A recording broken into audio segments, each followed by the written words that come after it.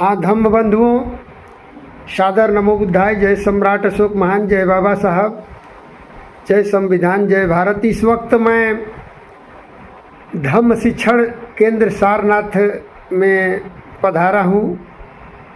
पूज्य भंते चंदिमा जी भी यहाँ पर हैं। आप से जो है कुछ हम लोगों की वार्ता होगी, विशेष वार्ता, क्योंकि जो है भगवान बुद्ध का जो बुद्ध पूर्णिमा नज़दीक आ गया है। 12 मई को है। पूरे देश दुनिया में जो है हर्षोल्लास मनाया जा रहा है। तो यहाँ सारनाथ, जहाँ भगवान बुद्ध ने प्रथम देशना दिया है और यहाँ से संदेश सारी दुनिया में पहुँचा है, उस पवित्र स्थली पर मैं आया हूँ।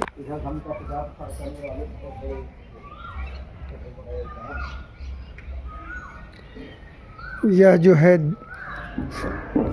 धम्मचक्र पवत्तन सूत्र, ये देखिए ऊपर लिखा हुआ है। यही सामने गेट के सामने।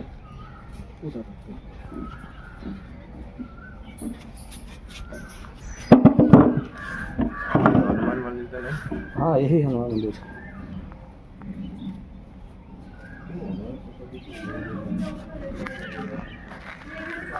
जहाँ पर पूज्य भंते चंदिमा थेरो जी ने बड़े कार्य किए हैं। आप जो है देश भर में भ्रमण करके देश विदेश और धम्म, भगवान बुद्ध के धम्म को जो है, सम्राट अशोक के सिद्धांतों, शिक्षा को जो है, बाबा साहब के शिक्षाओं को आगे पहुंचाने का काम कर रहे हैं। तो ये जानना चाहेंगे हम कि जो है आखिर जो है यहाँ बुद्ध पूर्णिमा सारनाथ, जहाँ भगवान ने प्रथम देशना दिया था, इस बार जो है कैसे जो है मनाया जाएगा, कितने लोग आ रहे हैं, उनके लिए क्या व्यवस्था है।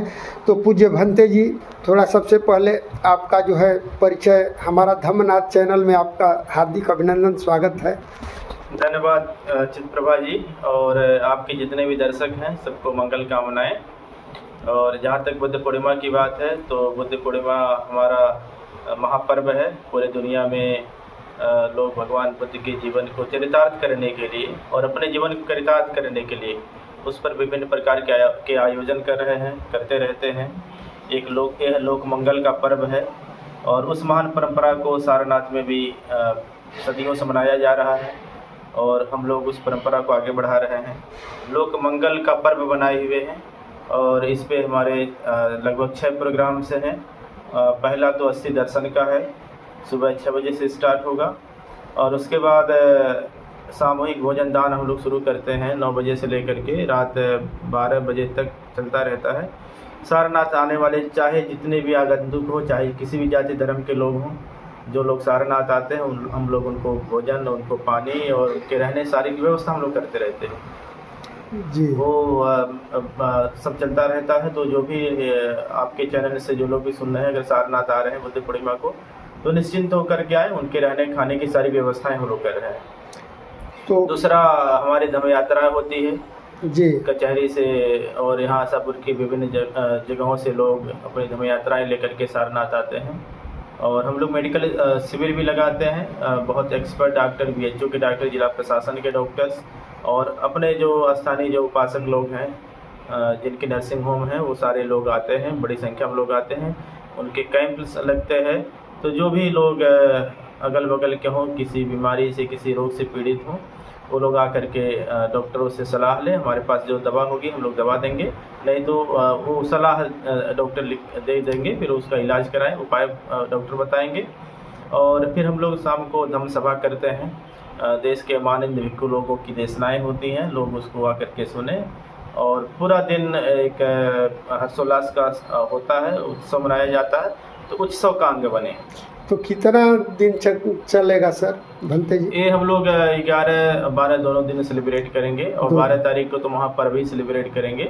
और पिछले साल लाख लोगों से अधिक लोग आए थे और इस बार तो लाख पार हो रहा है जी। और बहुत सारे जिलों के लोग बुद्ध पूर्णिमा को आएंगे।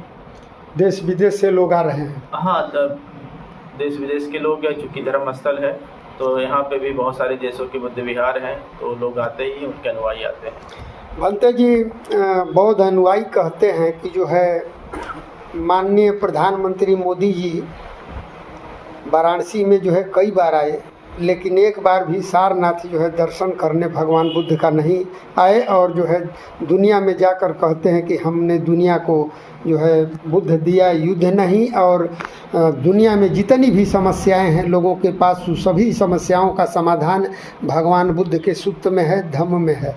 लेकिन अभी तक आए नहीं लोगों में। नहीं, एक बार आए हैं जब यहाँ स्तूपा पे लाइट एंड साउंड का उद्घाटन हो रहा था, तो उसको करने आए थे प्रधानमंत्री जी सारनाथ आए थे।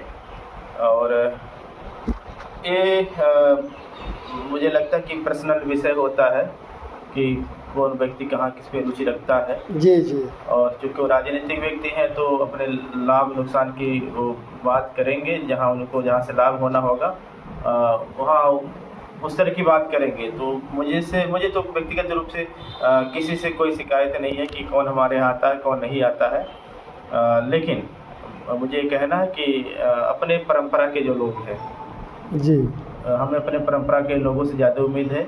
बाकी जो अन्य परंपराओं के लोग हमारे यहाँ आते हैं तो ठीक है, उनका स्वागत है। जी जी। और अगर नहीं आते हैं तो फिर उनसे कोई शिकायत भी नहीं है। लेकिन जो हमारे अपने परंपरा के लोग हैं, जो बुद्ध को मानने वाले हैं, जो अशोक को मानने वाले हैं, जो अम्बेडकर को मानने वाले हैं, और जो भी बहुजन महापुरुष जो लोग हैं हमारे देश में जिन्होंने लड़ाई लड़ी है समानता की, तो उनके अनुयायियों से जरूर कहना है कि उनको आना चाहिए सारनाथ। जी जी। तो साथियों, पूज्य भंते जी से अभी बात हो रही थी, और जो है धम्म शिक्षण संस्थान में जो है आपको और जो है दिखा दे रहा हूँ आपको, जो है आप लोगों को कि क्या क्या यहाँ पर सम्राट अशोक महान की भी प्रतिमा लगी है, बाबा साहब की भी लगी है। तो बहुत बहुत धन्यवाद भंते जी, वंदामी। आइए आप लोग थोड़ा सा देखते रहिएगा। और ये जो है आप लोग देख रहे हैं शिक्षण संस्थान है, यहाँ पर भगवान बुद्ध की जो है प्रतिमा लगाई गई है, स्थापित की गई है। यहाँ पर आप लोग देख रहे हैं।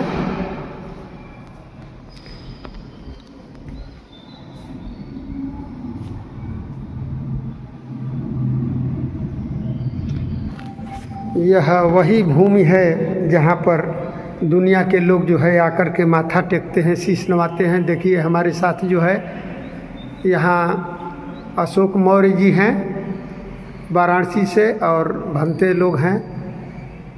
आप अशोक मौर्य जी जो है बहुत ही समाज में धम्म के कार्य को आगे लेकर के चलने में अग्रणी रहते हैं, और हमें उम्मीद है कि जो है इसी तरह से लगे रहेंगे सभी लोग, और जितने भी धम्म अनुयायी हैं वो लोग अधिक से अधिक संख्या में बुद्ध पूर्णिमा में आएँ।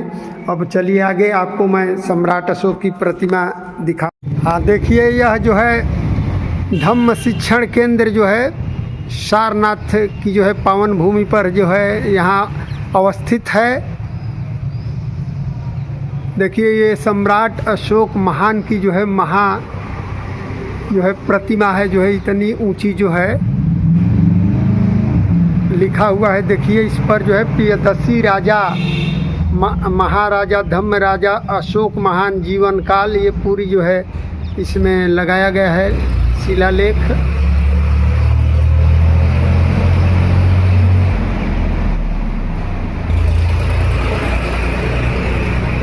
और इधर जो है बाबा साहब की जो है संविधान लिए हुए अभय मुद्रा में जो है प्रतिमा है, और इधर सम्राट अशोक महान की है। वही सम्राट अशोक महान जिन्होंने जो है भारत के बुद्ध धम्म को दुनिया में पहुंचाने का कार्य किया, यहाँ तक कि तथागत के लोक कल्याणकारी धम्म को जो है इन्होंने देश दुनिया में पहुंचाने के लिए जो है अपने पुत्र थेर महेंद्र और पुत्री संघमित्रा थेरी को जो है समर्पण कर दिया था, लगा दिया था।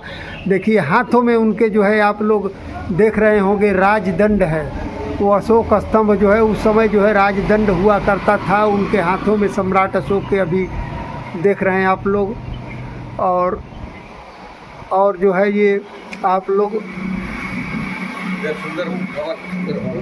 इधर जो है आप लोगों को इस यहाँ पूरा जो है यह शिक्षा संस्थान जो है धम्म शिक्षण केंद्र जो है उसका पूरा ये देखिए बिल्डिंग, और जो है यहाँ पर